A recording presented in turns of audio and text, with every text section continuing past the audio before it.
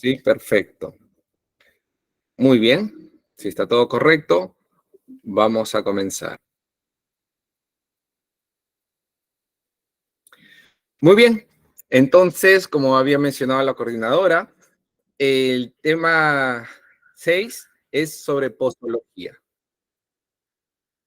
Muy bien, ya me presentaron correctamente. El tema es posología. Muy bien. Vamos a comenzar la clase con breves conceptos. Primero, ¿qué es un comprimido? Un comprimido es un medicamento sólido que por regla general es redondo y es pequeño, aunque puede tener diferentes tamaños y formas. El medicamento se administra por vía oral y está elaborado con un polvo que se comprime, y es por ello que le da el nombre a su forma galénica o farmacéutica. Durante su fabricación, se comprimen diferentes ingredientes que están en polvo hasta conseguir un producto sólido que se absorberá en el tracto digestivo. Para ello, se deben utilizar tres técnicas. Primero, la compresión directa. Es la forma de elaboración más común y simple. En esta técnica se mezclan los ingredientes hasta conseguir una buena compactación, pero sin añadir aglutinantes líquidos. Luego viene la granulación en seco. Esta técnica se denomina así debido a la mezcla de ingredientes y a su posterior compactación. Se utiliza cuando los ingredientes son demasiado finos y no se pueden unir por el método anterior para conseguir un comprimido perfecto. La siguiente técnica es la granulación húmeda. En esta tercera técnica se mezclan los ingredientes con un agente aglutinante, como por ejemplo el agua. Luego se compactan hasta conseguir un comprimido. El método se utiliza con ingredientes que no fluyen bien o que son demasiado finos para utilizar el primer método. Luego tenemos los tipos de comprimidos. Aquí podemos apreciar los comprimidos masticables, que son fármacos que se mastican antes de tragarlos y se absorben con rapidez en el estómago. Esto favorece un inicio de acción rápido y suelen tener sabores agradables. En este tipo de medicamentos, en este tipo de comprimidos, por ejemplo, uno muy usado es la simeticona, que es el nombre genérico. Y en el nombre comercial, el más común es el Gaseovet, que viene en presentación de 40 y de 80, incluso también de 120 miligramos, ¿no? Este es de los medicamentos más comunes en el tipo de comprimidos, ¿no? Comprimidos masticables. Muy bien. Luego tenemos los bucodispersables o de disolución oral. La esencia de estos medicamentos es que se disuelven en la boca, pero sin agua. Trabajan muy rápido y pasan directamente en el torrente sanguíneo, ¿no? Luego tenemos los sublinguales. Estos medicamentos, estos comprimidos, se colocan bajo la lengua para que se disuelva y pasen con rapidez en la sangre. Como hemos visto en las clases anteriores, uno de los medicamentos que más se utiliza por vía sublingual es el captopril, que se utiliza para la hipertensión. ¿Por qué es tan rápida su acción? Debido a la gran vascularización que se encuentra en el piso de la boca y en la zona inferior de la lengua, ¿no? Debido a la irrigación de la arteria y el nervio, el paquete vasculonervioso de la arteria ranina. Entonces se va a absorber con mucha rapidez y va a llegar al torrente sanguíneo, que es lo que se espera. Es por ello que su acción es rápida.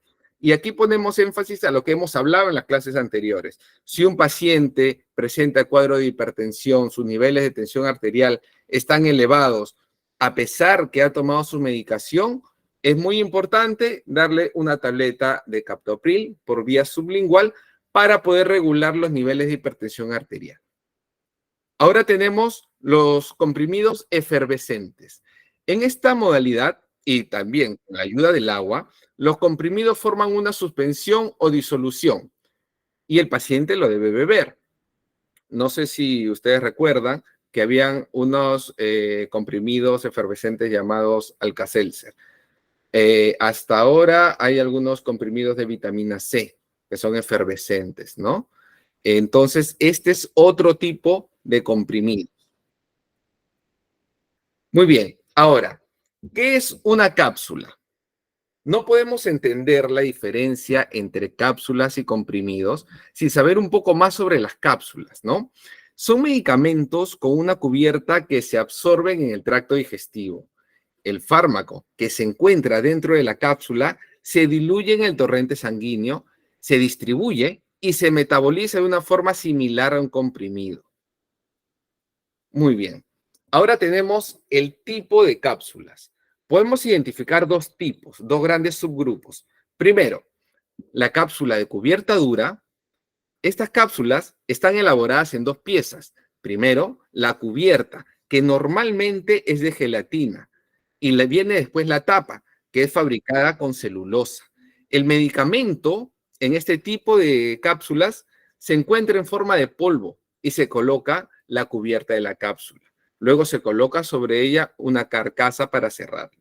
Y tenemos también las cápsulas de gelatina blanda. El recubrimiento exterior de estas cápsulas de gelatina blanda se suele emplear para contener una forma líquida y la cubierta se fabrica con glicerina y gelatina. Muy bien. ¿Cuál es la diferencia entre cápsula y comprimidos? Las cápsulas y los comprimidos son formas farmacéuticas seguras, pero existen varias diferencias fundamentales entre ambas. Primero, la composición. Las cápsulas suelen estar elaboradas con gelatina o alternativas veganas o vegetarianas, y a su vez contienen el medicamento en forma de polvo o líquido. En cambio, los comprimidos se realizan con polvo comprimido de manera general. Otra diferencia es la absorción. Las cápsulas están mejor protegidas para evitar que el medicamento se degrade debido a la acción de los ácidos estomacales. Por tanto, la mejor biodisponibilidad va a ser de las cápsulas, ¿no? Van a ser un poco más efectivas. Otra diferencia, no menos importante, es el gusto.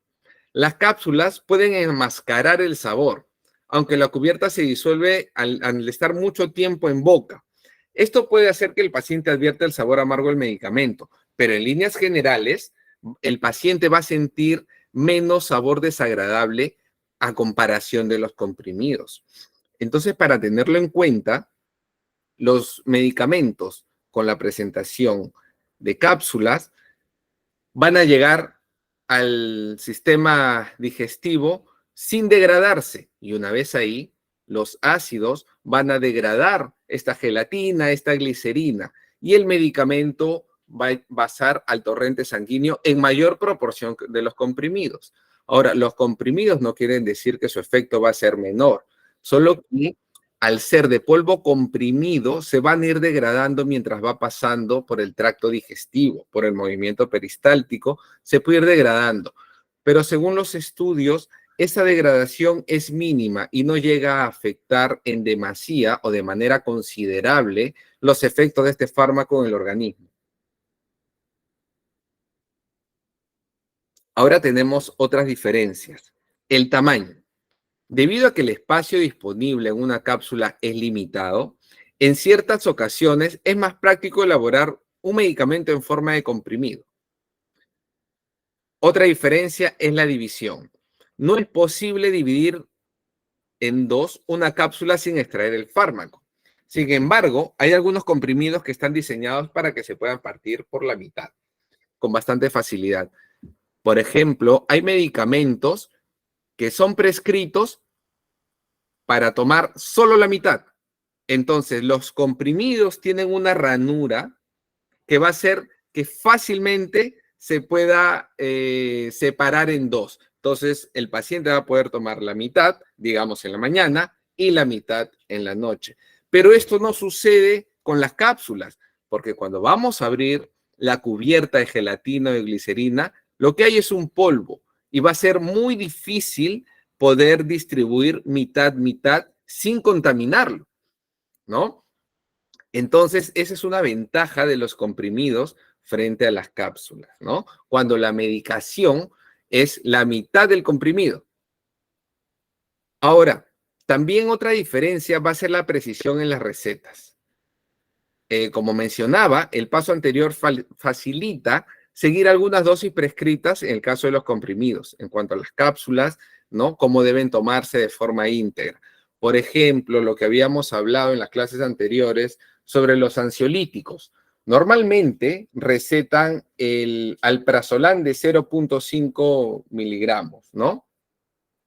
Pero como medida ansiolítica, se tiene que tomar medio comprimido de 0,5. Entonces, este medicamento, este comprimido, viene con una ranura y es bastante sencillo poder separarla en dos para que pueda tomar la mitad un día y la mitad la siguiente noche. Como les menciono, esto no se puede hacer con las cápsulas. Pero tengamos en cuenta que en el caso de los comprimidos se va a sentir el sabor un tanto desagradable, ¿no? Entonces, los adultos lo pueden tolerar. En el caso de los niños, más toleran las cápsulas, porque hay algunos medicamentos pediátricos que tienen cierto sabor agradable para facilitar la ingesta en los niños. Muy bien. Aquí se realiza la pregunta, ¿comprimido o cápsula? ¿Cuál es mejor? Escoger un comprimido o una cápsula suele atender a una circunstancia individual, pero la mejor opción es la que sea la más efectiva para el paciente. Tanto una como la otra tienen un objetivo similar, aunque no hay que olvidar cada diferencia entre cápsulas y comprimidos. La vida útil de los comprimidos es más larga y se elaboran con diferentes formas.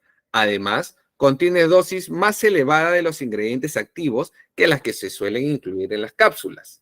Pero tenemos que tener en cuenta que ambas actúan de una forma lenta, ¿no?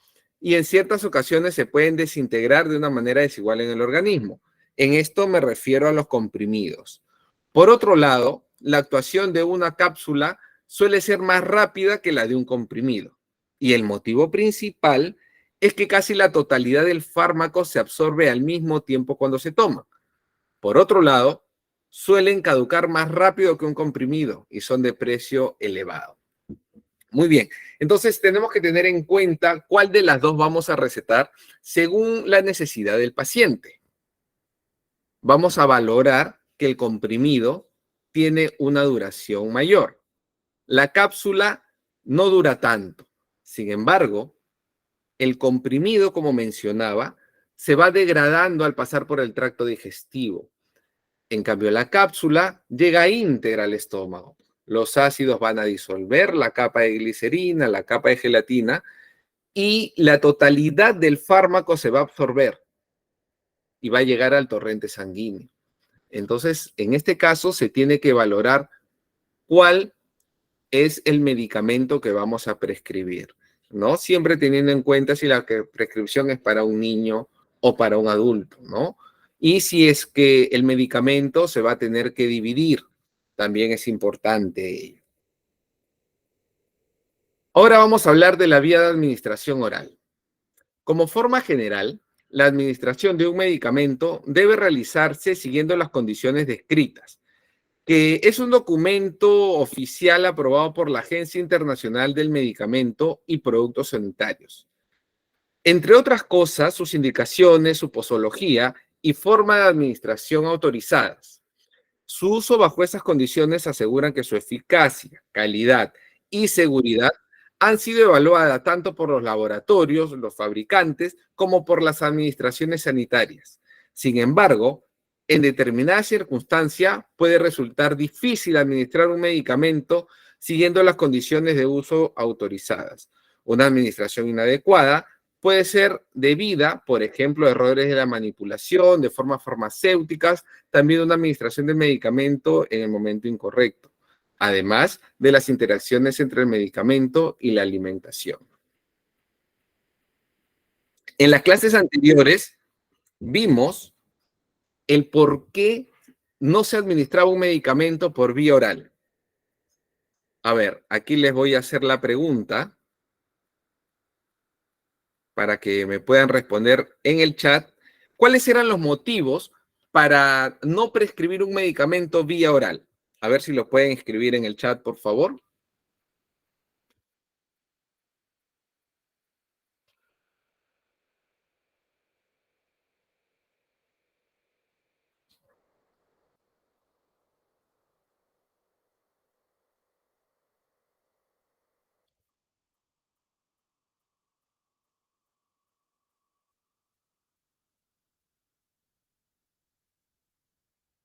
Muy bien, Raida, nos dice, tarda mucho en hacer el efecto deseado, por supuesto.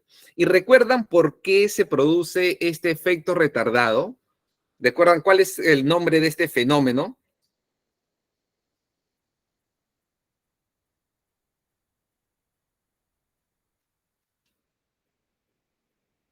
A ver, Luis Meneses nos indica, dificultad de dilución. Si está inconsciente, evitar, claro. Y muy bien, nos responde, el fenómeno del primer paso. Karina Machaca nos indica el vómito. Por supuesto, si el paciente se encuentra susceptible al vómito, va a ser imposible que pueda tomar un medicamento por vía oral.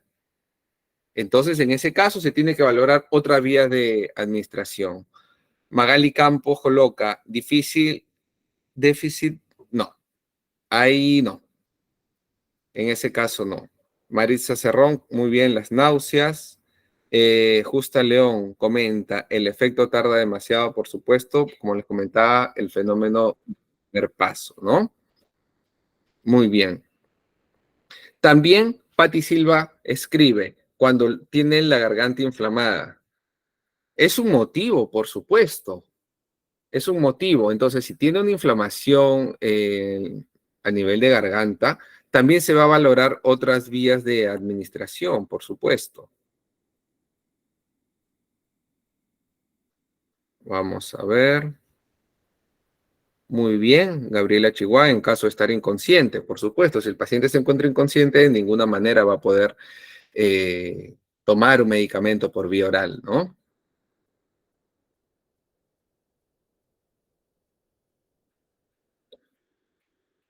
Muy bien. Violeta Marcelo indica, cuando no tolera las pastillas, claro, si el paciente no tolera las pastillas, definitivamente no se va a poder administrar un medicamento por vía oral. En ese caso, también se tiene que evaluar otras vías de administración. Perfecto. Excelente que recuerden lo que hemos visto en las clases anteriores. Vamos a continuar.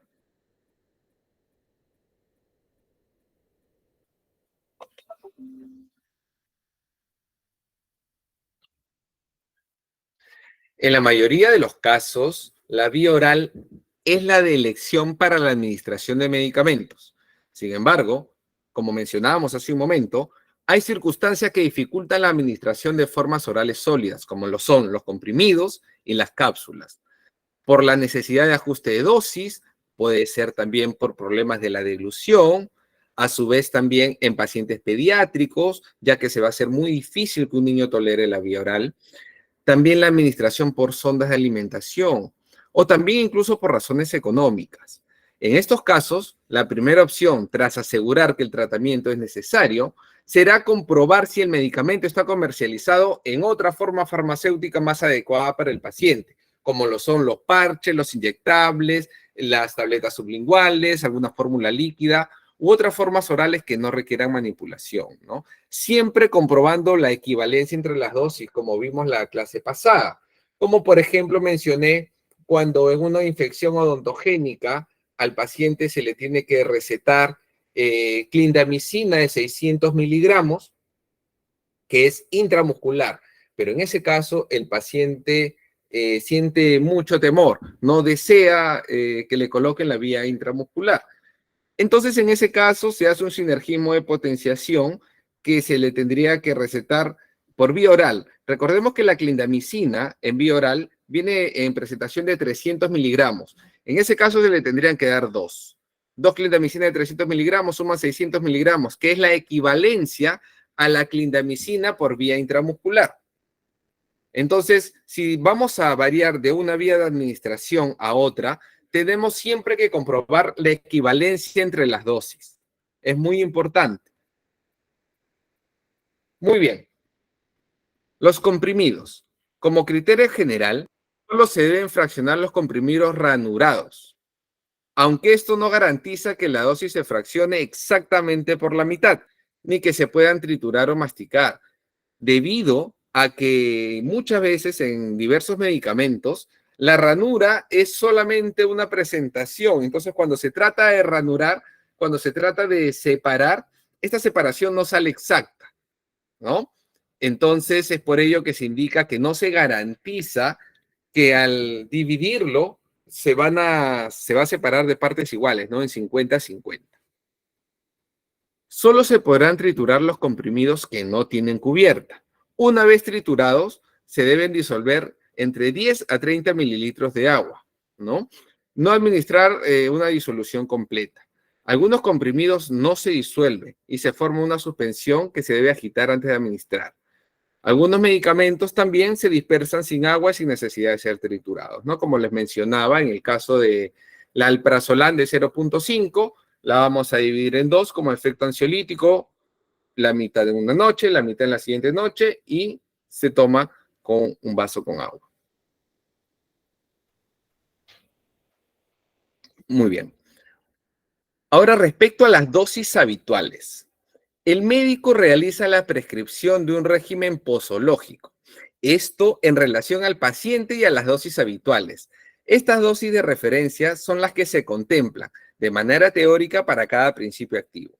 Según las consideraciones que se observan en los ensayos farmacocinéticos y farmacodinámicos de las moléculas experimentadas, ¿no?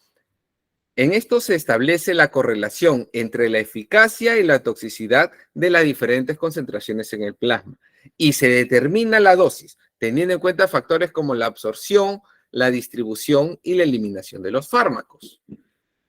Como les había comentado, para determinar la dosis habitual en un paciente, se tiene que hacer un estudio clínico. Y este estudio clínico va de la mano con un estudio estadístico, ¿no?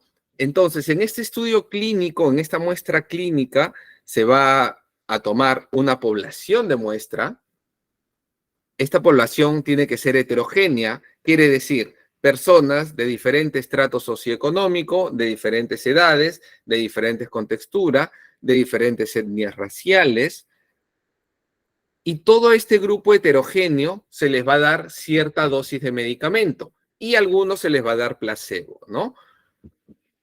Luego de la ingesta se hace un estudio primero a la semana, a las 2 semanas, al mes y a los 3 meses. Y luego se hacen estudios con intervalo de 2 meses, con la finalidad de determinar cómo el medicamento ha actuado en este grupo heterogéneo, ¿no? Sacando una muestra estadística, se va a llegar a la dosis requerida. También tengamos en cuenta que en este grupo heterogéneo hay muchos pacientes que tienen diabetes, hipertensión o algún tipo de neoplasia. Entonces, son pacientes que ya están tomando otros medicamentos. ¿Con qué finalidad se hace esto? Para ver en qué medicamentos va a haber un sinergismo de inacción. Quiere decir que si el paciente está tomando cierto medicamento y va a tomar ahora el medicamento del ensayo clínico, puede ser que el medicamento que ya está tomando anule la acción farmacológica del medicamento en mención. Es por ello que el grupo tiene que ser amplio, tiene que ser heterogéneo, ¿no? Y sacar una muestra estadística para determinar la dosis habitual de cada medicamento. Comprimidos recubiertos con películas o más conocido como grajeas, ¿no? Tiene una finalidad de la película, ¿no? Que es enmascarar el sabor desagradable, ¿no? Lo trae, por ejemplo, algunas presentaciones de ibuprofeno, ciprofloxacino, ¿no? Da una protección del principio activo de la luz, ¿no? Como en el caso del nifedipino. Va a proteger de efectos locales o irritantes. Muchas grajeas están prescritas para los niños, ¿no? Los pediatras recetan mucho las grajeas porque van a tener un sabor no tan desagradable como en el caso de los comprimidos, ¿no? En el caso de las cápsulas se enmascara un poquito con la cubierta de gelatina o de glicerina, pero la grajea tiene un sabor un poco más agradable, tal vez incluso un poco más dulce. Nuevamente, los comprimidos sublinguales están diseñados para que el fármaco se absorba a través de la mucosa sublingual, evitando el primer paso, ¿no? El fenómeno del primer paso hepático para conseguir un efecto más rápido e intenso. Pongo siempre énfasis al captopril, porque en la vía hospitalaria llegan muchas personas, generalmente adultos mayores, con una descompensación por un cuadro de hipertensión arterial y se satura muchas veces la emergencia, ¿no? Entonces, para evitarlo, en casa, si tienen un familiar con hipertensión, tengan siempre, aparte de su medicación, un captopril. Es importante que diariamente le estén midiendo la presión. Ahora hay hay aparatologías digitales que nos van a facilitar mucho más esta medición, ¿no? Y en caso sientan mareos, en caso tengan tinnitus o sientan un malestar general, se le toma la presión y está elevada, se puede probar primero con el captopril para tratar de estabilizar los niveles de presión arterial. Ahora, si estos niveles no llegan a bajar, que puede ser el caso, ahí es importante acudir a la vía hospitalaria, ¿no? Entonces, esta medicación sublingual siempre se le explica a los pacientes como una manera de no saturar los servicios de salud, ya que tiene una alta efectividad y va a bajar drásticamente la presión arterial. Demora entre 6 a 8 minutos aproximadamente, como les mencionaba, debido a la gran vascularidad que hay en la zona inferior de la lengua y en el piso de la boca. Muy bien. Aquí tenemos un pequeño cuadro, ¿no? La dosificación en el protocolo. ¿Para quién se va a recetar el fármaco? La finalidad es identificar al paciente, ¿no? La persona a la que le corresponde recibir esta prescripción. Luego viene la pregunta, ¿para qué? Aquí se debe comprobar que el paciente conoce la indicación del medicamento. La pregunta, ¿cuánto? Aquí tenemos que verificar si el paciente recuerda la dosis que se le ha prescrito. En la pregunta ¿cómo? Se debe asegurar que el paciente lleva a cabo las técnicas de correcta administración que el médico le ha prescrito y las recomendaciones asociadas, como la ingesta con agua, si es antes del desayuno, como el caso del omeprazol, si es durante las comidas, como el caso de los antibióticos. La pregunta ¿cuándo? Aquí se debe descubrir si el paciente conoce la pauta y la medicación prescrita por su médico tratante. En la pregunta ¿hasta cuándo? Se le debe interrogar sobre la información de la duración del tratamiento. Hay pacientes que toman medicamentos y no saben por cuánto tiempo lo están tomando. Hay pacientes que tienen por ejemplo, el dolor de garganta y automáticamente toman amoxicilina. Tenemos que tener en cuenta que la acción de un antibiótico recién se va a ver reflejada en la cuarta toma. ¿Debido a qué? A la concentración del medicamento en sangre. Entonces, si una persona tiene una infección y recién va tomando 2 dosis, no va a sentir y no se va a ver en el organismo ningún cambio. Como les reitero, a partir de la cuarta dosis es donde se va a ver la mejoría, donde se va a notar un cambio, ¿no? También es importante mencionar que en el caso de los antibióticos, se tiene que administrar cada 8 horas, ¿no? Si es la prescripción, por ejemplo, en el caso de la amoxicilina. Hay otros antibióticos que es cada 12 y hay otros antibióticos que es cada 24 horas. Esto es según el cuadro infeccioso y según la posología justamente del medicamento. ¿Cuál es la consideración que se debe llevar para ver si se toma cada 8, cada 12 o 24? ¿Cómo se conserva en la sangre? Este antibiótico, la concentración que permanece este antibiótico en sangre, ¿no? Porque si le han recetado amoxicilina, que la ingesta es cada 8 horas, y el paciente la toma cada 10 horas, pues la concentración sanguínea del medicamento se pierde. Entonces, para ello tiene que volver a comenzar con la ingesta del medicamento. Entonces, por ello se les hace esta pregunta, ¿no? ¿Hasta cuándo? El paciente tiene que saber por cuántos días se le ha recetado, tiene que saber también cada cuántas horas lo va a tomar, tiene que saber si lo toma antes de las comidas, después de las comidas, ¿no? Si lo toma con agua, si lo tiene que masticar. Todo eso tiene que saber el paciente. Muy bien. Los parámetros que se deben considerar son los siguientes. Primero, la biodisponibilidad del medicamento. Segundo, la excreción, si es por la orina.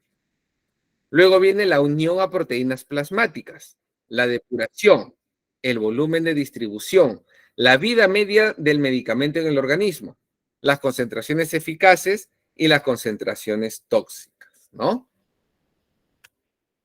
Muy bien.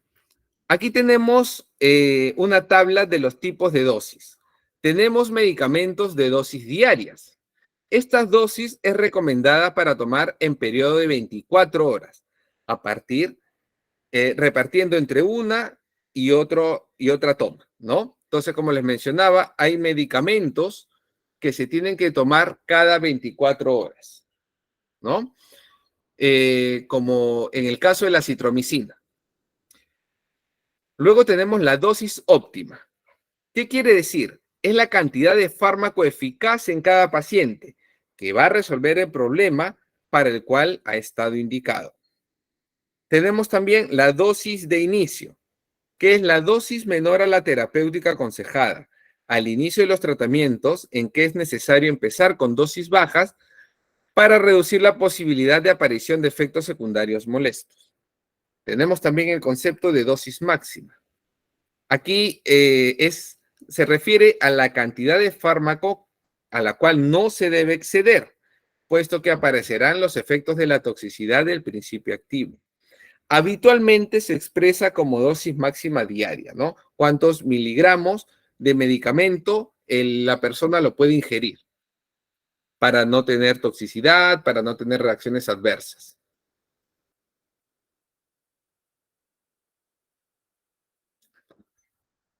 Ahora bien, tenemos la individualización de la dosis.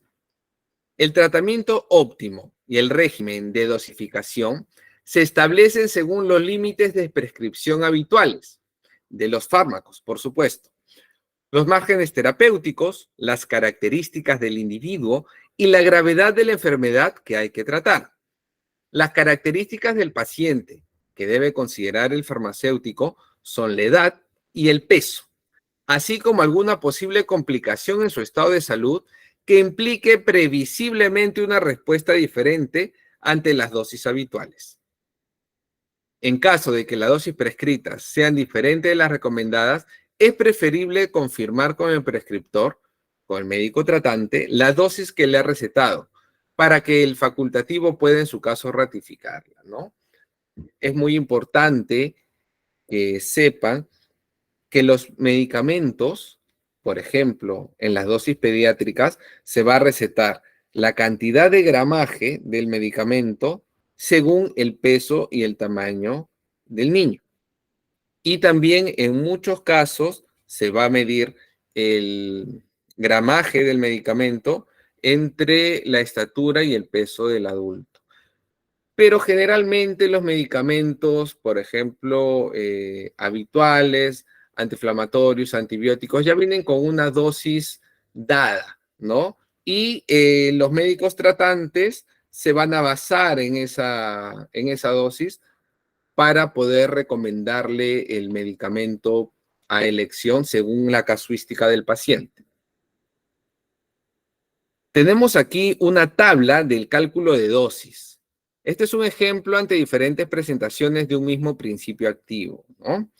Por ejemplo, tenemos el peso del paciente. Si la suspensión es de 125 miligramos, el peso del paciente si es 20 kilos o es también la misma, ¿no? Se le puede brindar acá la suspensión de 125 miligramos o de 100 miligramos, según su peso. También la posología, según el kilogramo de peso, también la presentación del medicamento, la dosis por día, cuál es la dosis mínima, cuál es la dosis máxima, ¿no? El número de miligramos, también el número de mililitros, también cómo se va a tomar la dosis, ¿no? Hay algunas suspensiones que se tienen que agitar y todo ello, ¿no? Aquí tenemos una tabla con la conversión de unidades en líquidos. Por ejemplo, 1 mililitro es 1 centímetro cúbico. 2.5 mililitros es media cucharadita. 5 mililitros es una cucharadita. 15 mililitros es una cucharada. Y 3 cucharaditas equivalen a 1 cucharada. Esto es muy importante porque cuando se receta un medicamento pediátrico, un jarabe, una suspensión, se le dice, ¿no, señora, 2.5 mililitros, pero la mamá o el papá no van a saber cuánto es 2.5 mililitros. Entonces, esta tabla es muy importante que la tengan presente, ya sea para los estudios o para tenerla en casa, ¿no? Guárdenlo, tómenle una foto, es muy importante. Recuerden, 1 mililitro es igual a 1 centímetro cúbico. 2.5 mililitros es media cucharadita. 5 mililitros es 1 cucharadita. 15 mililitros es 1 cucharada. Y 3 cucharaditas equivalen a 1 cucharada, ¿no? Ya ahora lo tienen más claro en el caso que le receten a sus hijos o a sus familiares. Recordemos que esta medicación no solamente es para los niños, también se receta jarabes a los adultos. Ahora tenemos detección de problemas en la dosificación. Hay gran variedad de problemas relacionados con una incorrecta dosificación que pueden afectar a la relación que se da entre la dosis prescrita, la dosis administrada, la concentración en el sitio de acción y la intensidad del efecto. Algunos casos pueden conllevar problemas de seguridad, como todo lo que se comporta en la sobredosificación, puesto que se puede llegar a concentraciones plasmáticas de fármaco cercanas a las dosis máximas aconsejadas, o incluso algunos que las superas, llegando a producirse concentraciones tóxicas. En otras ocasiones pueden ser problemas de efectividad los que se derivan de una infradosificación y conllevan a un fracaso terapéutico, puesto que la dosis es menor a la eficaz y no se llega a las concentraciones en sangre de un fármaco suficientes para ser efectivas. En este caso hay que tener en cuenta las dos diferencias. La primera es cuando la dosis es menor a la requerida por el paciente, ¿no? Si es menor, pues no va a llegar a un efecto esperado, ¿no? Y la otra es que si se brinda una mayor cantidad de gramaje o mayor cantidad de cápsulas o de comprimidos que va a tomar el paciente, puede producir una toxicidad. ¿Cómo se ve reflejada esta toxicidad? En nefrotoxicidad, ¿no? Como les había comentado, la unidad fundamental del riñón es el nefrón. Y cuando el nefrón se ve afectado, comienzan las insuficiencias renales, ¿no? Comienzan los dolores en la zona lumbar, en la zona baja de la espalda, ¿no? Entonces, para evitarlo, tenemos que verificar en la posología del medicamento si dicen que es nefrotóxico. Si es nefrotóxico, hay que evitar exceder la medicación que le ha dicho que le ha prescrito, ¿no? El médico. Y también para evitar que el medicamento tenga un efecto nulo, pues evitar tomar menos, ¿no? Muy bien. Causas de problemas de dosificación. Las situaciones que causan una dosificación inadecuada pueden ser de muy diferente naturaleza y deben considerarse en el momento de la dispensación activa para resolver la falta de información sobre la dosificación en caso de que aparezca un problema relacionado con el medicamento, como ser la falta de resultados terapéuticos o sospecha de intoxicación farmacológica, aparición de efectos secundarios indeseados, entre otros. Aquí, importante. El incumplimiento voluntario o involuntario del paciente. Errores habituales de dosificación debido a una lectura incorrecta de la dosis prescrita. El cálculo erróneo o ausente de la dosis según el peso y la edad. La actuación del farmacéutico en la dosificación. Algún consejo demostrador que ha pedido el paciente. El farmacéutico debe atender en el momento de la dispensación activa. Las cuestiones referentes a la dosificación para poder intervenir en caso de que la información sobre ella no aparezca o esté equivocada. Por eso pongo aquí el símbolo de peligro, ¿no? Cualquiera de lo antes mencionado, cualquiera de estos puede producir un problema en la dosificación, ya sea una infradosificación o una sobredosificación y van a suceder los problemas que les he explicado hace un momento. Aquí tenemos una tabla de los errores habituales de dosificación debidos a la lectura incorrecta de la dosis prescrita en las recetas, ¿no? Por ejemplo, donde dice fracciones de comprimido con el símbolo medio o un cuarto, también cuando hay un punto decimal o delante del punto decimal, cuando escriben las unidades en microgramos y vienen en otro tipo de presentación, ¿no? Entonces, no utilizar nunca las barras, no abreviar los nombres de los principios activos, no se debe escribir el nombre químico con letras o prefijos y sufijos que sea ilegible, ¿no? Tenemos la dosis prescrita, que es la adecuación de la dosis según el peso, según la talla y según la edad del paciente.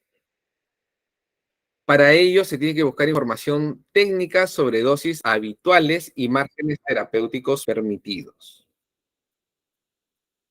En este punto vamos a hablar sobre la dosis administrada. Aquí debemos explicar la mejor manera de preparar la fórmula farmacéutica. Entrenar sobre la correcta administración. Verificar la idoneidad de los dispositivos de dosificación, ya sean en jeringas, en goteros, en cucharadas, en cucharaditas, ¿no? Se debe marcar si hace falta en el punto equivalente a la dosis prescrita. Aconsejar sobre los métodos de partición de los comprimidos, los que se pueden comprimir. Insistir sobre la necesidad de tomar la dosis prescrita, ni más ni menos, para evitar la infradosificación y también evitar la sobredosificación. Se debe también informar sobre qué hacer en caso de olvido de una toma. Problemas relacionados con la dosis administrada. Tenemos factores fisiológicos, ¿no? Que son rapidez y magnitud de la absorción, la talla, la composición corporal, la distribución de líquidos corporales, la unión del fármaco en plasma y tejido y velocidad de eliminación. También tenemos la sobredosificación, ¿no? Vamos a ver aquí abuso de fármacos de manera voluntaria o involuntaria, duplicación de principios activos para una misma indicación, ¿no? Hay pacientes que dicen, tengo cierto dolor, tal vez combino dos antiinflamatorios para obtener un mejor resultado. Esto puede producir un sinergismo de potenciación, puede producir un sinergismo de inacción o también puede producir algún tipo de efecto de toxicidad, ¿no? Tenemos aquí la infradosificación o sobredosificación. Puede ser debido a la falta de memoria, el paciente olvidó que ya tomó el medicamento que le correspondía a las 8 de la noche y lo vuelve a tomar, ¿no? Utilización de medidas caseras, de dosificaciones que no son equivalentes a la propuesta que le ha dicho el médico, ¿no? Por ejemplo, si le dijo 15 mililitros y tomó 2 cucharadas, ¿no? O si le dijo 5 mililitros y tomó una cucharada, entonces se está excediendo por no conocer cuáles son, cuál es la dosis, cuáles son las conversiones.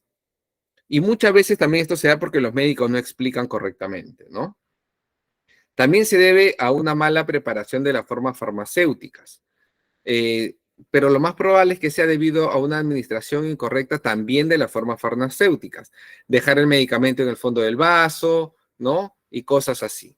Una técnica incorrecta de los dispositivos de inhalación también, ¿no? Por ejemplo, hay pacientes que tienen que tomar su medicamento y se les prescribe que lo tomen con agua tibia. Pueden tomarlo con agua al tiempo, ¿no? Pero muchas veces el paciente dice, lo voy a tomar con mi gaseosa, lo voy a tomar con mi café, lo voy a tomar con una cerveza. Entonces, ahí va a variar la absorción del medicamento en el organismo. Tenemos también los problemas con la concentración en el sitio de acción. Tenemos aquí las variables fisiológicas, factores patológicos, factores genéticos, interacción con otros medicamentos, interacción del medicamento con alimentos o alguna planta medicinal que el paciente ha ingerido. Tenemos también que tener en cuenta aquí la aparición de la tolerancia y la interacción del fármaco con el receptor. Como hablamos hace un momento de los pacientes que no pueden tomar medicamentos por vía oral, ¿no? Aquí van a estar presentes los pacientes con problemas de deglución. Estos pacientes es conveniente tener en cuenta lo siguiente. Si toleran la dieta blanda, pueden administrarse los comprimidos enteros, fraccionados o triturados, o bien el contenido de las cápsulas con una pequeña cantidad de alimento, por ejemplo, con una cucharada de yogur, para así asegurar que se administra la totalidad de la dosis. También si requieren la administración de fluidos con espesantes, hay que tener en cuenta la compatibilidad del espesante con el medicamento a administrar para evitar que lo inactive. Ahora tenemos el concepto de AINE. Aunque se recomienda administrarlos asociado a las comidas para minimizar las molestias gastrointestinales, no hay estudios que demuestren que el alimento disminuye el daño gástrico causado por el AINE. En dolor agudo, los AINES, especialmente el ibuprofeno, se pueden tomar con el estómago vacío para obtener un efecto analgésico más temprano. Los pacientes con riesgos de úlceras se benefician más del uso profiláctico, por ejemplo, del omeprazol o el ibuprofeno, ¿no? Los antibióticos. En este caso, se deben distribuir las tomas en intervalos regulares dentro de las horas de vigilia en la medida de lo posible. Como les mencionaba, en los antibióticos tenemos que tener presente la concentración del medicamento en sangre para evitar que se inactive. En el caso de los antidepresivos, si presentan efectos sedantes, se recomienda tomarlos siempre antes de dormir, ¿no? Como el caso de los antidepresivos, de los tricíclicos, como van a ser el alprazolam, el midazolam, el lorazepam, toda la familia de las benzodiazepinas. Tenemos aquí los antihipertensivos. La tensión arterial sigue un ritmo circadiano, quiere decir cada 24 horas, bajando en general durante la noche. Existen estudios en los que la administración nocturna del tratamiento antihipertensivo se asoció con una disminución significativa de la morbilidad cardiovascular en comparación con la administración del mismo medicamento por las mañanas. En este caso, se recomienda administrar los diuréticos por la mañana para evitar interferencias con el sueño y aumentar el riesgo, la caída de los pacientes de la tercera edad.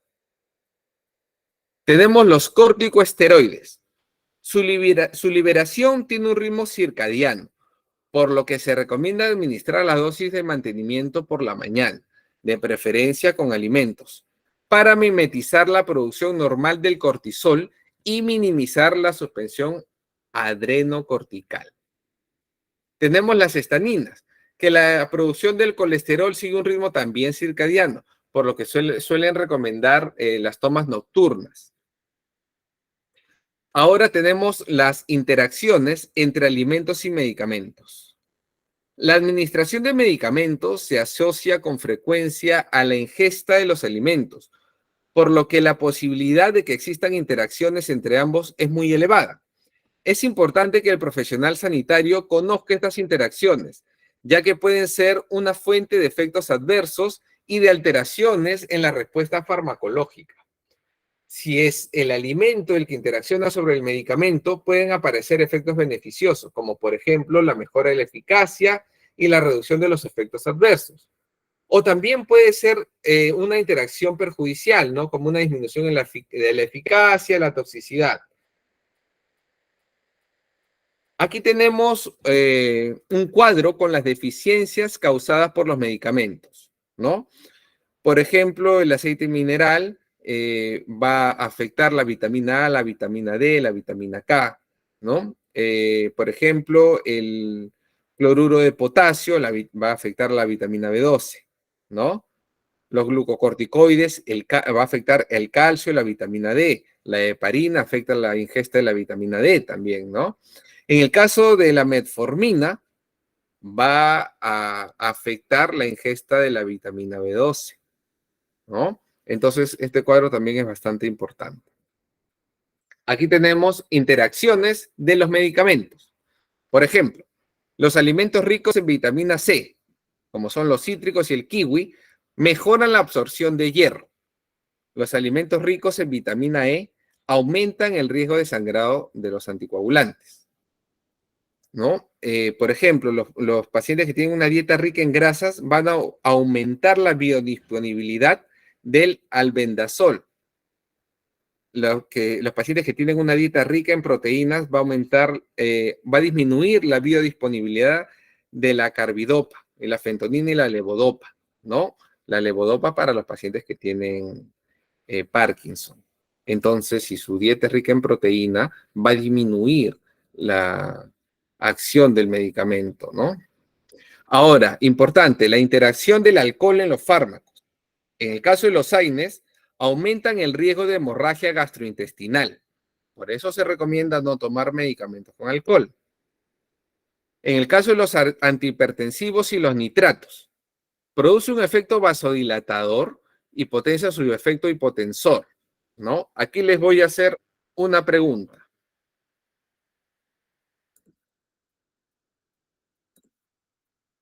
El alcohol nos produce cierta efusividad, ¿no es cierto? Cuando una persona consume alcohol. Entonces, para ustedes, ¿qué viene a ser el alcohol? ¿Un acelerador? ¿Qué viene a ser el alcohol? A ver, respóndame, por favor, para poder visualizar un poquito más por qué el alcohol afecta tanto a ciertos medicamentos.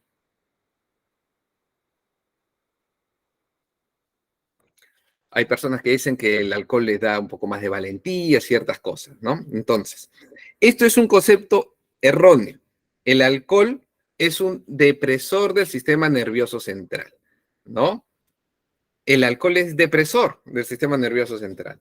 Es por ello que hay muchos pacientes que han consumido una benzodiazepina, por ejemplo, un alprazolam, y han consumido alcohol. Entonces, ambos son depresores del sistema nervioso central. Entonces, van a hacer un sinergismo de potenciación muy, muy fuerte y puede causarles la muerte. Entonces, esta es una interacción del alcohol con con las benzodiazepinas o también con esta familia de medicamentos, ¿no? Como por ejemplo el alprazolam, el midazolam, ¿no? Todos ellos. Por supuesto, afecta el sistema nervioso, también afecta muchísimo con los barbitúricos, así como están mencionando, ¿no? Todos los ansiolíticos van a tener una interacción con el alcohol muy peligrosa. Por ello, no se debe tomar el alcohol con este tipo de medicamentos. En el caso de los AINES, van a producir un sangrado gastrointestinal. Van a predisponer a su organismo a la gastritis y a la úlcera. En el caso del antibiótico, van a impedir que la concentración del medicamento en sangre se mantenga, por lo cual se va a inactivar, ¿no?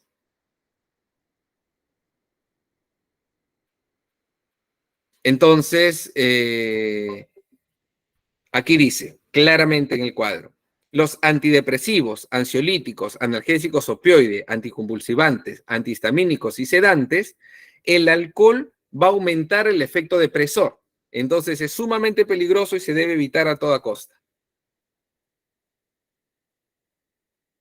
En el caso de, por ejemplo, el metamizol, también el alcohol va a aumentar su efecto depresor. Medidas de prevención para minimizar las consecuencias de interacciones entre los medicamentos y los alimentos. Se debe revisar la dieta del paciente, evitar los cambios bruscos de las dietas, se debe informar adecuadamente, tomar siempre los medicamentos vía oral con agua, ¿no?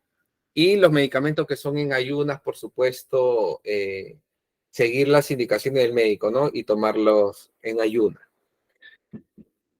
En general, para la administración de un medicamento se deben seguir las instrucciones de la ficha técnica, ¿no? No todas las fórmulas farmacéuticas se pueden manipular, ¿no? No todos los comprimidos se pueden dividir en dos. El horario de administración de un medicamento debe adaptarse en lo posible a las preferencias del paciente, también para facilitar así la ingesta del mismo.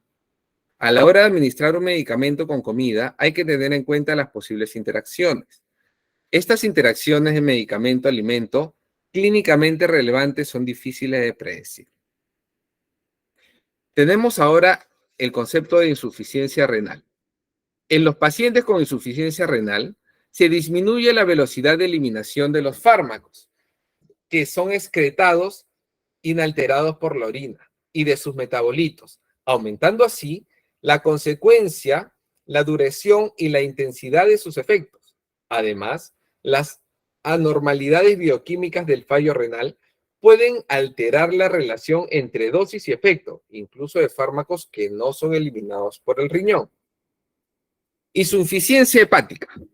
La evaluación de la severidad de la insuficiencia hepática se efectúa habitualmente mediante la escala de Chill-Pugh, que combina 5 variables. Primero, la bilirrubina sérica, la albúmina sérica, el tiempo de protombina, la ascitis y la encefalopatía hepática. Las insuficiencias hepáticas graves, como la cirrosis, que cursan con hipoalbunemia, pueden aumentar la fracción libre del fármaco, pero sus consecuencias son variables y están condicionadas por otros factores. La opción más habitual es disminuir la dosis. En el caso del embarazo, siempre, aunque la recomendación general es evitar la administración de los medicamentos para síntomas menores en las mujeres gestantes, hay estudios que demuestran que la automedicación durante el embarazo es muy frecuente. Así que es más práctico que los medicamentos sean seleccionados y prescriptos por el médico. La embarazada tiene alteraciones farmacocinéticas y farmacodinámicas que pueden condicionar su respuesta a los medicamentos, generalmente reduciéndola, por lo que aumenta el riesgo de fracaso terapéutico, ¿no? Pero también existe el efecto nocivo de los medicamentos sobre el feto. Depende, entre otros factores, del momento de la exposición. En las 2 primeras semanas, que es la implantación y la prediferenciación, se cree que existe una baja susceptibilidad del embrión a las acciones teratogénicas. La exposición en este periodo sigue la ley del todo nada, o se produce un aborto ovular o no hay lesión. Pero en estos casos, lo mejor es evitar el riesgo, ¿no? También lo más aconsejable es la ingesta de medicamentos en el segundo trimestre del embarazo. Pero todo medicamento tiene que ser prescrito por el médico, debido a que hay medicamentos que atraviesan la barrera placentaria y van a ser nocivos para el feto. Ahora, respecto a la lactancia, la mayoría de los fármacos se excretan con la leche materna, aunque en cantidades muy pequeñas, estimándose que el niño absorbe menos del 1% de la dosis administrada a la madre. Los medicamentos seguros en la infancia lo son también en la lactancia. Se deben evitar las tomas a la hora de máxima concentración del fármaco en la leche, generalmente de 1 a 3 horas después de la administración en el caso de los antibióticos, ¿no? Aquí tenemos cuadros de posología. Por ejemplo, he colocado los medicamentos más comunes y más relevantes, como es el caso de la penicilina, que en los adultos se receta de 500 miligramos cada 6 horas y en los niños de 50 miligramos cada kilogramo. Los efectos secundarios son, por ejemplo, diarrea, náuseas, dispepsia, ¿no? Hay interacciones con algunos medicamentos, pero también se puede dar en situaciones clínicas especiales como insuficiencia renal, insuficiencia hepática y embarazo, ¿no? Es compatible la penicilina con el embarazo y la lactancia. En el caso de la amoxicilina, que viene en la familia de las penicilinas, lo mismo, ¿no? En el caso de los adultos, se va a prescribir de 500 miligramos, pero cada 8 horas, a diferencia de la penicilina. Y en los niños es de 40 miligramos por kilogramos. Los efectos secundarios son los mismos, ya que vienen de la misma familia: diarrea, náusea, dispepsia. Tenemos el medicamento amoxicilina más ácido clavulánico, siendo siempre la dosis para adultos de 500 miligramos en la amoxicilina y de 125 miligramos el ácido clavulánico. En los niños es de 40 gramos de la amoxicilina más 5 gramos de ácido clavulánico por kilogramo de peso. Los efectos secundarios van a ser la diarrea, la hepatotoxicidad y hay reacciones de hipersensibilidad.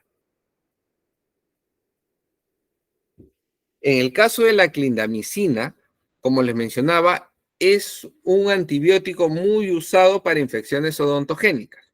La posología va a ser de 300 miligramos cada 8 horas en los adultos y en los niños de 150 miligramos cada 12 horas. Pero tiene un efecto secundario muy marcado, que es la colitis pseudomembranosa, además de la hepatotoxicidad. Quiere decir que los pacientes que toman clindamicina, a partir del segundo día van a tener muchas molestias estomacales, demasiadas, y va a tener, como les reitero, la colitis pseudomembranosa que se va a traducir en diarrea, en cólicos y dolores severos de estómago. Tenemos ahora el metronidazol. La posología, 500 miligramos cada 8 horas en los adultos y en los niños es de 30 miligramos cada kilogramo de peso. Pero tenemos que tener en cuenta aquí estos efectos secundarios, ¿no? Como son las convulsiones, las parestesias, diarrea, náusea, dispepsia, disgeusia y serostomía. La serostomía va a producir, o quiere decir, que es una disminución en la salivación, ¿no? Va a tener también la dispepsia, va a tener problemas en la ingesta de los alimentos, va a tener diarrea, va a tener constantes náuseas. Esos son los efectos secundarios. Es por ello que siempre se tiene que tomar la dosis prescrita por el médico y según las horas que ha prescrito el médico. Si es 3 veces al día, 2 veces al día, 1 vez al día, ¿no? Si se toma más, pues los efectos secundarios van a tener mayor probabilidad de aparecer. Importante en el caso del embarazo y la lactancia. Evitar en el primer trimestre del embarazo. Muy importante, porque va a tener efectos teratogénicos. Tenemos ahora la citromicina, que como habíamos hablado, es un antibiótico de amplio espectro, de la familia de los macrólidos. La posología es 500 miligramos cada 24 horas en los adultos y en los niños es de 10 miligramos cada kilogramo de peso. Los efectos secundarios van a ser la diarrea, las náuseas, la dispepsia, va a tener también una taquicardia ventricular.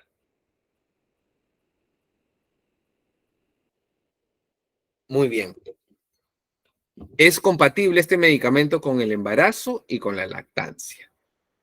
Ahora el paracetamol, que es un medicamento ampliamente usado y recetado a nivel mundial.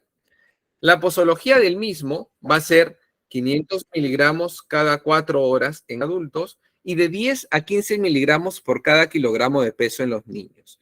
Los efectos secundarios van a ser la hepatotoxicidad, en el caso de sobredosis, hipoglucemia, especialmente en los niños, y también va a dar una trombocitopenia, leucopenia, neutropenia y también agranulocitosis, que es algo infrecuente. Es compatible con el embarazo y la lactancia. Es por ello que cuando una mujer gestante tiene algún tipo de dolor, lo que siempre se le va a prescribir es su paracetamol, Panadol o su nombre genérico que es acetaminofeno de 500 miligramos. El metamizol, la posología, para los adultos es de 500 o 575 miligramos cada 6 u 8 horas. En los niños no existe una prescripción, ¿no? No existe una presentación pediátrica, así que se tiene que evitar en los niños. No se recomienda durante el embarazo. No se recomienda. ¿Ya? Porque tiene efecto también teratogénico. Ahora tenemos el ibuprofeno. Su posología en los adultos es de 400 a 600 miligramos de 6 a 8 horas. Y en los niños es de 20 miligramos por kilogramo de peso. Sus efectos secundarios va a ser la somnolencia, insomnio, ansiedad, depresión, confusión, cefalea, mareos, va a tener dispepsia, diarrea, náuseas, insuficiencia renal, va a tener una úlcera gastroduodenal, una alta hepatotoxicidad, va a producir hipertensión, insuficiencia cardíaca, trombopenia, neutropenia, anemia y además visión borrosa. Tengamos en cuenta que el ibuprofeno es un AINE ampliamente usado, pero el signo patognomónico más común y más frecuente es el dolor de estómago. Los pacientes que toman ibuprofeno siempre dicen, he tomado esa pastillita naranja y siempre tengo dolor de estómago. Entonces, es debido a la hemorragia y a la úlcera gastroduodenal que produce dicho medicamento. El ibuprofeno está contraindicado en el tercer trimestre del embarazo, pero sí es compatible con la lactancia. Ahora tenemos el diclofenaco. Su posología en los adultos es de 50 miligramos cada 8 horas y en los niños no es recomendable. Por eso no hay una posología para los niños. Sus efectos secundarios van a ser parecidos a los del ibuprofeno: cefalea, mareos, dispepsia, diarrea, náusea, va a tener hemorragia o úlcera gastroduodenal, una alta hepatotoxicidad, insuficiencia cardíaca, somnolencia, insomnio, trombopenia, leucopenia y anemia. Está contraindicado en el tercer trimestre del embarazo.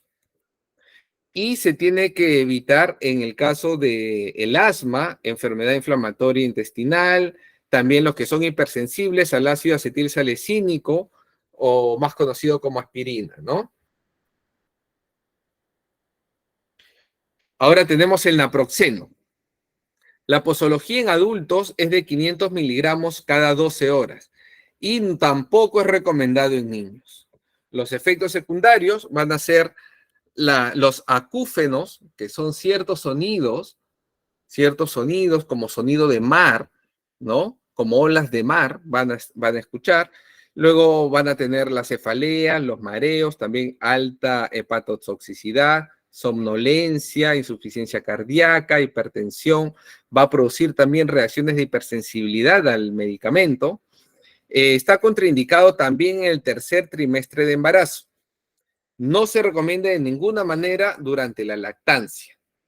También está contraindicado en asma, en enfermedad inflamatoria intestinal, lo mismo en hipersensibilidad al ácido acetilsalicílico o aspirina. También está contraindicado en el lupus eritematoso. Tenemos ahora el tramadol, cuya posología en los adultos es de 50 a 100 miligramos cada 6 a 8 horas. En los niños tampoco se recomienda. Va a tener varios efectos secundarios, como cefaleas, mareas, convulsiones, va a tener constipación, serostomía, palpitaciones, taquicardia, va a producir, a diferencia de los AINES, va a producir hipotensión, exantema, sudoración, va a retener líquidos del paciente, somnolencia, y muy importante, el tramador da confusión. Se va a sentir mareado el paciente, va a sentir confusión, ¿no? Muy bien. Entonces, no se recomienda de ninguna manera durante el embarazo y tampoco se recomienda durante la lactancia. Tenemos ahora la hidrocortisona. La posología es 40 miligramos en los adultos. En los niños no tiene posología porque no está indicado, ¿no? Va a tener algunos efectos secundarios, va a producir acné, va a producir hiperpigmentación, cataratas, glaucoma, depresión, insomnio, hiperglucemia, va a producir también osteoporosis, necrosis ósea, trombosis y úlcera péptica. Este medicamento no se recomienda en el embarazo y tampoco se recomienda durante la lactancia. Contraindicaciones médicas, siempre en el caso de diabetes, esofagitis, gastritis, glaucoma, ¿no? Por sus efectos secundarios. Ahora tenemos la prednisona, que es un corticoide. La posología para adultos es de 30 miligramos por día y los efectos secundarios van a ser retraso en la cicatrización, hiperpigmentación, glaucoma, cataratas, euforia, depresión, insomnio, necrosis ósea, osteoporosis y úlcera péptica. Tampoco está recomendado en el embarazo y tampoco se recomienda durante la lactancia. Tenemos ahora la dexametasona. Su posología es 8 miligramos cada día en los adultos. No está recomendado en los niños. Este medicamento, su efecto secundario es el acné, también retraso en la cicatrización, lo mismo, glaucoma, cataratas, depresión, osteoporosis y úlcera péptica. De ninguna manera se recomienda en el embarazo. No se recomienda tampoco durante la lactancia. Tenemos una benzodiazepina, el diazepam. La posología es de 5 miligramos 2 horas antes de un procedimiento odontológico o antes de dormir, ¿no? ¿Por qué se menciona acá como procedimiento odontológico? Porque el diazepam, el midazolam, el lorazepam y esta familia de benzodiazepinas se utiliza para sedación consciente en los tratamientos odontológicos. En los niños se recomienda 0,1 miligramos por kilogramo de peso, ¿no? Sus efectos secundarios son la amnesia anterógrada, ataxia, confusión, disartría, hipotensión, taquicardia, irritabilidad, alucinaciones y su efecto secundario más frecuente es la somnolencia. Está contraindicado en insuficiencia hepática, también en insuficiencia renal. Se tiene que evitar a toda costa durante el embarazo y la lactancia. Las contraindicaciones médicas son en caso de alcoholismo, en caso de apnea de sueño, en caso de glaucoma, insuficiencia respiratoria, miastenia también. El midazolam es muy parecido.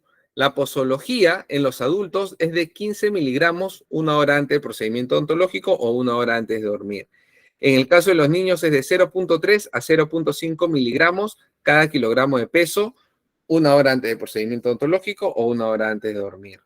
Los efectos secundarios van a ser muy similares, como la amnesia anterógrada, ataxia, confusión, hipotensión, ansiedad, somnolencia, ¿no? También se debe evitar durante el embarazo y la lactancia. En el caso del alprazolam, su posología es de 0,5 miligramos 1 hora antes del procedimiento o 1 hora antes de dormir. En los niños no se recomienda. Los efectos adversos son los mismos. Sus interacciones tenemos que tener mucho cuidado porque el alcohol va a potenciar su efecto, va a producir un sinergismo de potenciación muy elevado y es por ello que muchas personas mueren al combinar alprazolam con alcohol. Ahora tenemos el omeprazol. Su posología es en adultos de 20 miligramos y en los niños no se recomienda su administración. Los efectos secundarios van a ser debilidad muscular, mialgia, cefalea, fototoxicidad, erupciones, prurito, náuseas, vómitos, en algunos casos diarrea, estreñimiento, dispepsia y un aumento significativo de las transaminasas, ¿no? Se debe evitar en el embarazo y en la lactancia. Lo que comúnmente se menciona es que se tiene que administrar 15 minutos antes del desayuno. Muy bien. Vamos a tener unos minutos para leer sus preguntas.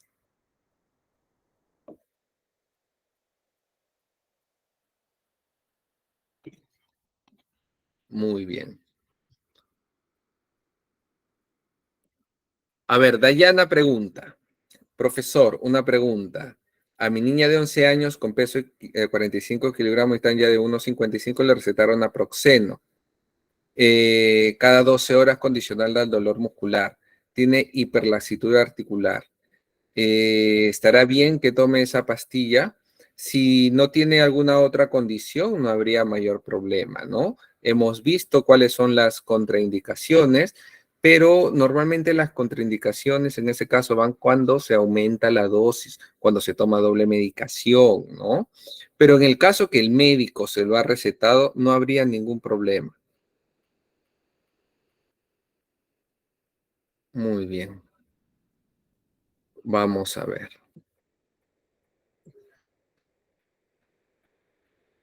Ajá. A ver, ¿qué preguntan por aquí?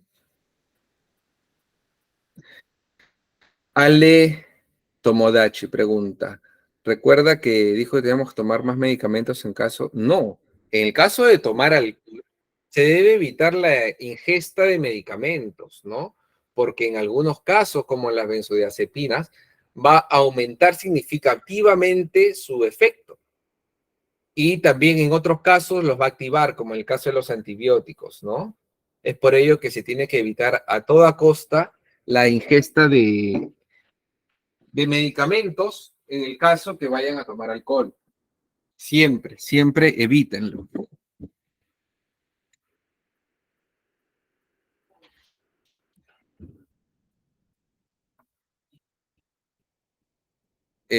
A ver, Janet Betty pregunta, profesor, ¿una persona afónica, la prednisona le ayudará a aclarar la voz? A ver, tengamos en cuenta que en el caso de la afonía, normalmente se produce por una inflamación. Entonces, para la inflamación, lo que se tiene que recetar es un antiinflamatorio. La prednisona es un medicamento un tanto fuerte.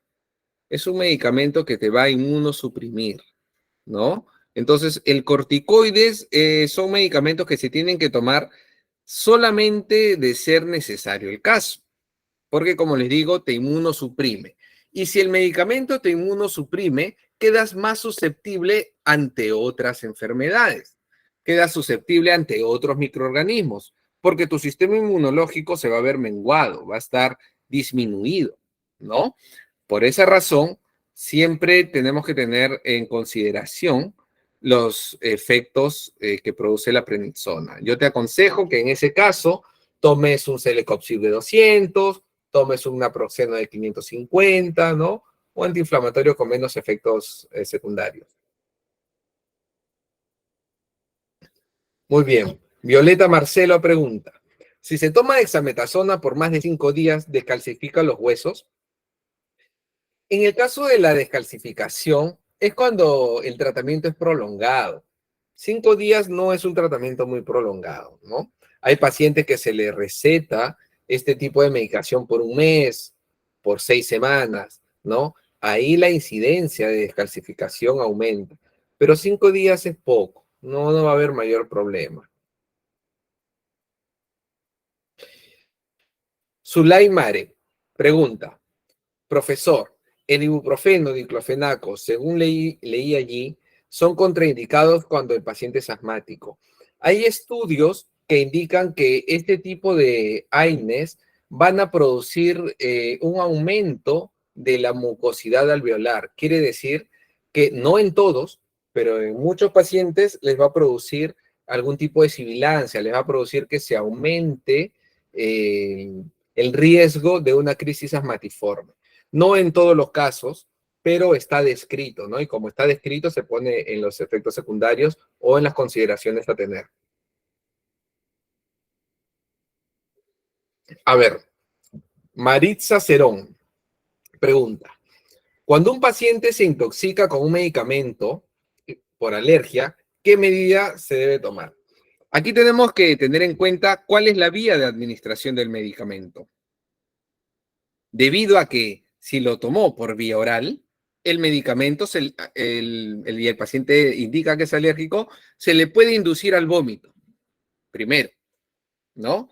Y si se le induce al vómito y elimina la mayor parte del medicamento, porque como explicamos, el comprimido se va desintegrando, ¿no? Si lo vomita se desintegra al ingresar, también se va a desintegrar un poquito al salir, ¿no?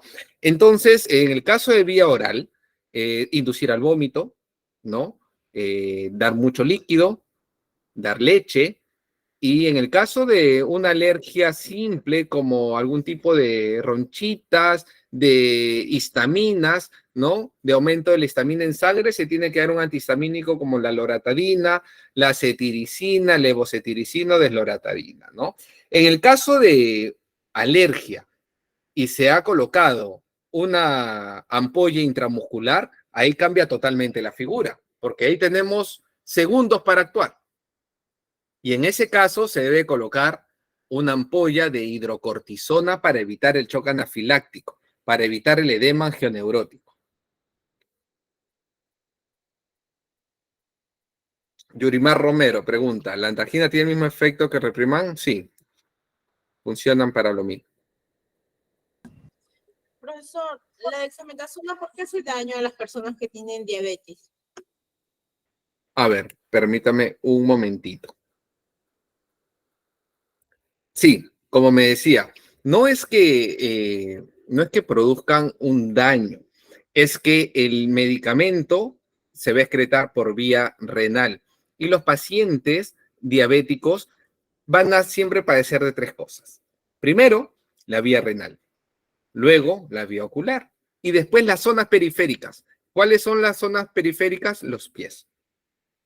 Entonces, este medicamento que se va a eliminar por vía renal y es un tanto nefrotóxico, va a predisponer a que el paciente diabético le presente la insuficiencia renal antes del tiempo digamos, si el paciente ya tiene algún tipo de insuficiencia renal que está comenzando, ¿no? Porque los pacientes diabéticos siempre tienen tendencia a la insuficiencia renal. Este tipo de medicamento lo va a predisponer, ¿no? Va a hacer que acelerar ese proceso, ¿no? Es por ello que se tiene que evitar su administración en los pacientes diabéticos.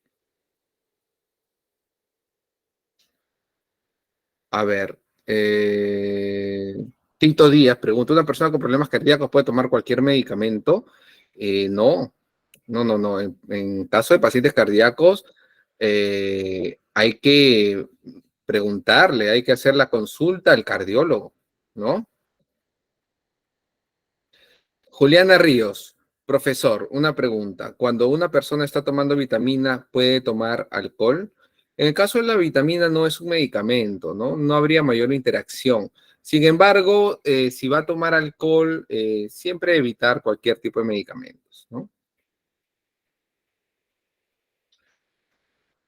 A ver, Sol Córdoba indica, dolor de garganta es bueno tomar ibuprofeno dado que sufre de gastritis, dígame antiinflamatorio puede tomar.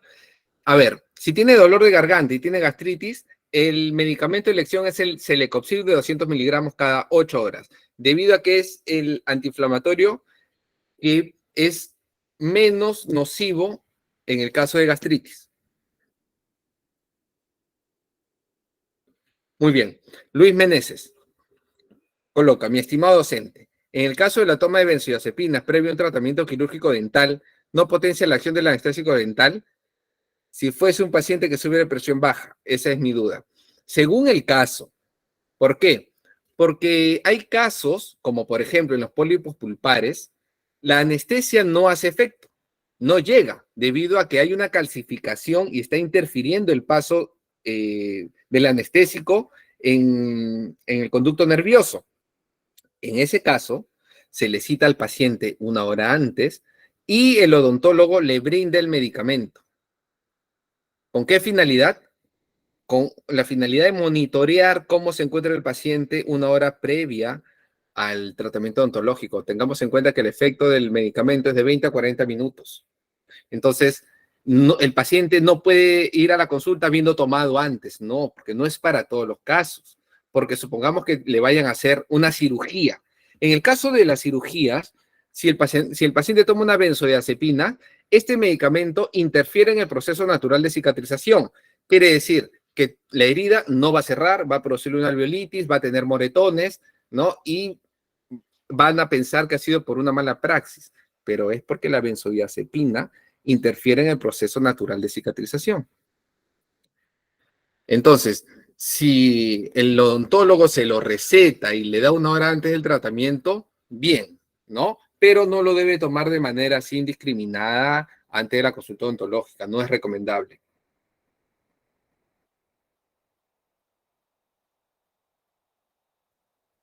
Vamos a ver si tienen alguna otra duda.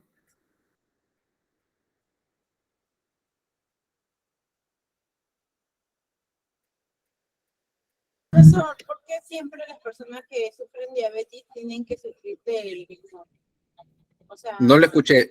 ¿Puede repetir su pregunta, por favor? ¿por qué las personas que sufren de diabetes tienen que tener insuficiencia renal? No, no es que tienen que tener, es la predisposición, ¿no? Hay pacientes diabéticos que no desarrollan insuficiencia renal, pero la predisposición del paciente diabético es esa, si no se cuida, si no se trata, ¿no? Si el paciente, por ejemplo, no toma su metformina, no se aplica su insulina. Entonces sus niveles de glucosa en sangre van a aumentar. Y estos niveles de glucosa elevado van a dañar, como les reitero, tres cosas. La vía ocular, las vías periféricas de los pies y las vías periféricas de los riñones. Van a dañar al nefrón. El nefrón, recordemos que es la sustancia fundamental del riñón. Entonces, el paciente diabético va a tener mayor predisposición a la insuficiencia renal. No quiere decir que siempre el paciente diabético va a terminar en insuficiencia renal. Si el paciente se cuida, si el paciente hace sus controles, toma sus medicamentos, no va a llegar a insuficiencia renal. Ahora, si no se cuida, si no toma su medicación, esas tres predisposiciones se van a dar, ¿no? Entonces, si el paciente, por ejemplo, no sabe que es diabético, tiene que tener en cuenta las 3P, ¿no? Polifagia, poliuria y polidipsia, ¿no? Mucha hambre, mucha sed y muchas veces va al baño, ¿no? Entonces, si reúne esos tres síntomas, el paciente posiblemente tenga la glucosa elevada. Posiblemente estemos hablando de un paciente diabético, ¿no? Y si ya la diabetes está instalada, tiene que hacerse sus controles, tiene que tomar su medicación, definitivamente, ¿no? Porque de lo contrario, como les reitero, la predisposición va a estar dada. Muy bien.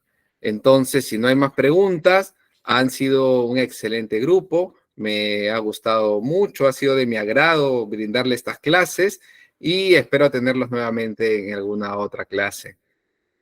Le doy pase a la coordinadora.